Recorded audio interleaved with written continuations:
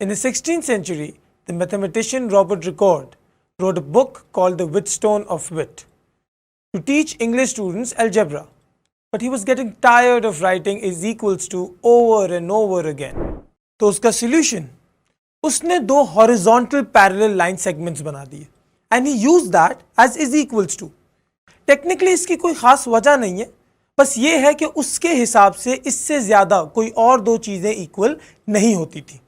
वो चार लाइंस भी यूज़ कर सकता था, वो इन लाइंस को वर्टिकल भी ड्रॉ कर सकता था या चाहता तो कोई और सिंबल इस्तेमाल कर लेता, लेकिन उसने यही किया. एक्चुअली इज इक्वल्स टू की सिंबल होने की वजह यही है. बहुत सारे मैथमेटिशियंस ने ये पढ़ा और बार बार इनको इस्तेमाल करते रहे एंड दिस गॉट पॉपुलर.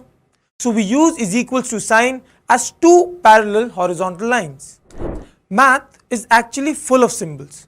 इसमें लाइंस हैं, डॉट्स हैं, ग्रीक सिंबल्स हैं, इंग्लिश सिंबल्स हैं, सुपरस्क्रिप्ट्स हैं, सबस्क्रिप्ट्स हैं एंड ऑनेस्टली ये बहुत नॉर्मल बात है कि आप इनको देख के घबरा जाएं और शायद आपके दिमाग में ये सवाल भी आए कि ये एक्चुअली आए कहाँ से.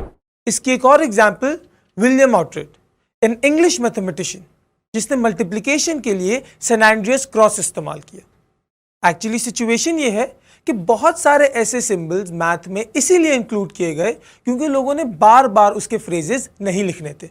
फॉर एग्जाम्पल क्रिश्चियन ट्रैम्प, उसने एक्सक्लेमेशन मार्क यूज किया फिक्टोरियल के लिए. इसकी कोई खास वजह नहीं थी, he just wanted a shorthand जिससे ये सिंबल इस सम को रिप्रेजेंट करते. Let's talk more about symbols. अब देखिए मैथ में बहुत सारी चीज़ों के अलग अलग सिंबल्स होते हैं. For example the first thing we learn to do in maths is basically to count. तो अगर हम काउंटिंग करें 1 2 3 4, this is actually a set of natural numbers जो कि रिप्रेजेंट होता है इस नंबर लाइन से, लेकिन उसके लिए जो सिंबल इस्तेमाल होता है that is a capital N. Let's take a basket for an example. अब इस बास्केट में फ्रूट्स हैं and let's take it out all. Alright, so हमारे पास we have 1 mango and we have 3 apples. अब ये रिप्रेजेंट करते हैं कुछ particular numbers. These numbers are basically whole numbers and they are represented by W. अब natural number और whole number में क्या फर्क है? बेसिकली इस बास्केट में अब कोई फ्रूट नहीं बचा, सो इसके अंदर कोई नंबर होगा that will be a 0. So the whole numbers also include 0. अब एक और एग्जाम्पल ले लेते हैं. For example we have 3 - 8. अब जब हम 3 - 8 करेंगे तो हमारे पास आंसर आएगा -5. लेकिन अगर हम अपनी नेचुरल नंबर या होल नंबर की लाइन देखें तो एक्चुअली उस पर तो -5 है ही नहीं.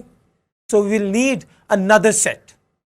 उसके लिए हमारे पास है नेगेटिव इंटीजर्स, जिसके लिए हमारे पास रिप्रेजेंटेशन है z and a minus in the subscript.